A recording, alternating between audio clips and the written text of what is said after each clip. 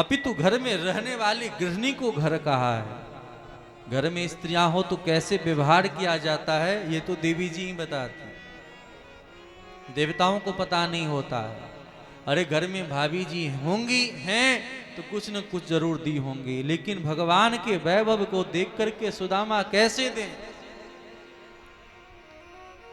भगवान ने कहा सुदामा संकोच मत कर, तुम्हारे संकोच की आदतें गई नहीं।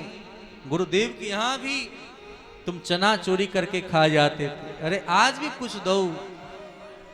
सुदामा जी कह रहे क्या दूं भगवान को। भगवान कहते हैं पत्रम पुष्पम फलम तोयम यो में भक्तिया परेक्षति। कोई पत्र, देखो ध्यान देने वाली बात है, गीता में भी कहा है, भगवान नहीं कहते कि तुलसी पत्र ही अर्पण करो, कोई भी पत्र अर्पण करो। पत्रम एक वचन, पुष्पम एक वचन, जलम एक वचन, तोयम पत्रम पुष्पम फलम तोयम यो में भक्त्या परेक्षति। भक्ति हो तो अगर आप धतूरे के पत्तों को अर्पण करो वह भी भगवान स्वीकार करेगा, लेकिन भक्ति नहीं है तो लाख व्यंजन अर्पण करो, स्वीकार करने वाले नहीं है। जब नहीं दिया तो झटपट भगवान ने सुदामा के कंधे से छीन लिया। उन अन्न को देख करके गदगद हो गए, सिर से लगाया, अपनी मुट्ठी भर करके खाया, लक्ष्मी को दिया और सबको प्रसाद बांटा। देखो ये है प्रेम। आज वस्तु प्रधान समय हो गया, लेकिन भगवान तो प्रेम देखते हैं। आज दुर्भाग्य है समाज में, भगवान को हम वस्तु अर्पण करके दिखाते हैं। दुनिया में हम भगवान को वस्तु दिखाते, महाराज मेरा काम हो जाए तो लड्डू अर्पण करेंगे, पेड़ा अर्पण करेंगे, और दुनिया को भाव दिखाते। अरे भगवान को भाव दिखाओ, दुनिया को वस्तु दिखाओ तो दुनिया भी खुश है जाए। ना तो दुनिया खुश हो पाती, ना तो ठाकुर भगवान खुश हो। बहुत चर्चाएं हुई। द्वारकाधीश भगवान से पूछा कन्हैया आपने ब्याह किया? भगवान भी लजा करके शर्मा करके कहते हैं कि हाँ मैंने भी ब्याह किया। अरे मिलाओगे नहीं? तो भगवान ने कहा देवी जी आओ प्रणाम करो। और जैसे ही सुदामा जी महाराज के चरणों में निवेदन किया, प्रणाम किया, रुक्मिणी महारानी तो खूब आशीर्वाद देते हैं, अखंड सौभाग्यवती भवः, पुत्रवती भवः, लक्ष्मीवती भवः। इस प्रकार बहुत आशीर्वाद दे रहे हैं। इतने में पीछे से आ गई कौन? जामवंती। सुदामा जी ने पूछा ये कौन है? बोले ये भी पत्नी है। बोले अरे ब्याह के बारे में बताया भी नहीं। श्याम सुंदर ने कहा कि देखो मेरा ब्याह ही आज तक कोई फिक्स नहीं हो पाया। राम जी का ब्याह हुआ तो डेट निश्चित है कि विवाह पंचमी के दिवस उनका ब्याह हुआ। कृष्ण का ब्याह किस दिन हुआ पता है? भगवान श्याम सुंदर का ब्याह किस तिथि को हुआ पता है आप लोगों को? सुना है? ऐसे ही भगवान ने भी इसे डुला दिया कि नहीं मुझे भी नहीं पता। अभी घंटे भर पहले की पता नहीं थी और घंटे भर में ब्याह है गए। यानी सब लव मैरिज ही हैं। बोलो राधे राधे। राधे राधे। बोले अच्छा मिलाओ।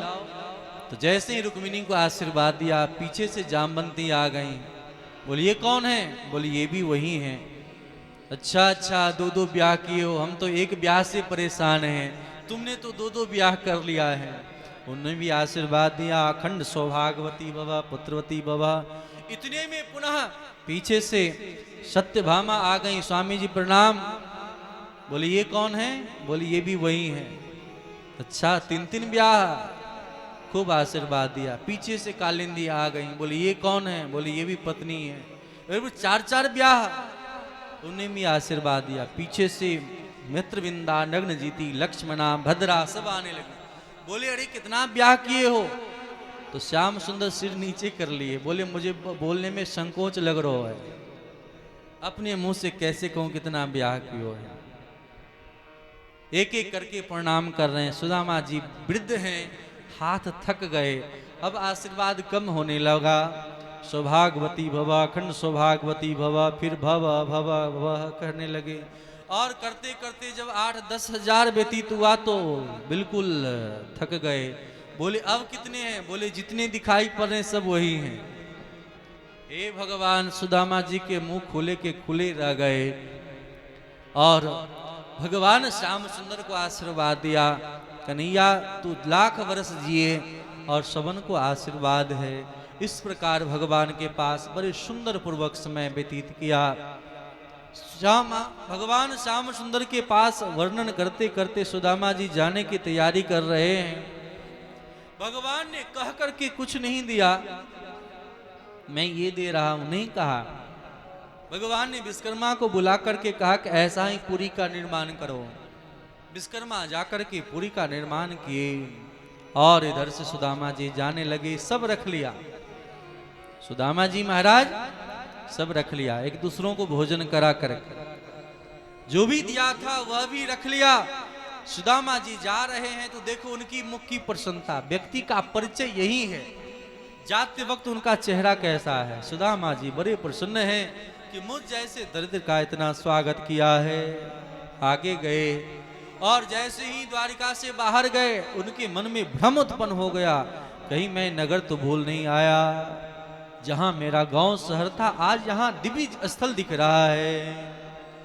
अद्भुत है मंदिर देखी डरे सुदामा, मंदिर देखी डरे सुदामा, मंदिर देख डरे सुदामा, मंदिर देख डरे। सुदामा जी को विदा करें। मंदिर देखी डरे सुदामा, मंदिर देखी डरे सुदामा, मंदिर देखी डरे। कहाँ गई मेरी टूटी झोपड़िया, कहाँ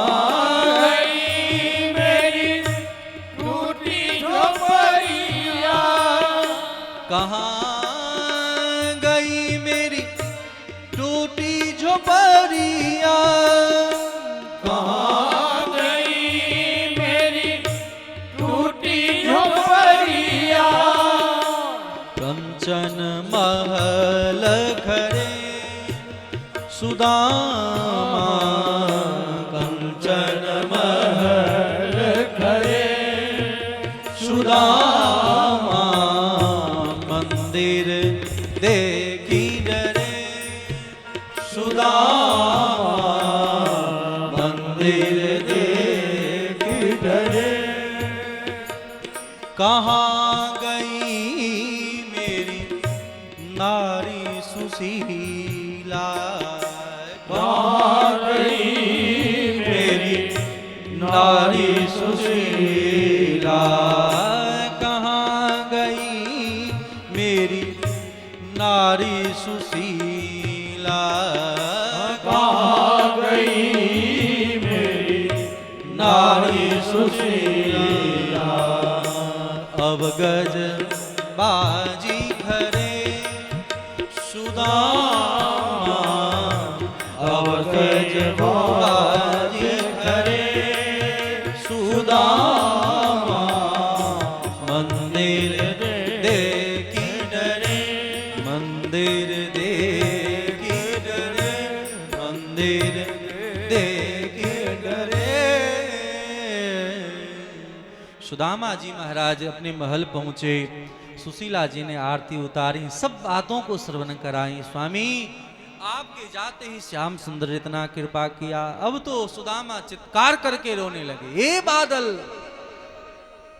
तू भी काला और यह श्याम भी काला, यह बादल भी यह नहीं कहता कि मैं बारिश करने वाला। अगर बादल कहा होता तो कथा पहले हो जाती कि नहीं। कथा के मध्य में इतनी बारिश हो रही है, विचार करो। आज 4 दिनों से बारिश हो रही है, लोग परेशान हैं।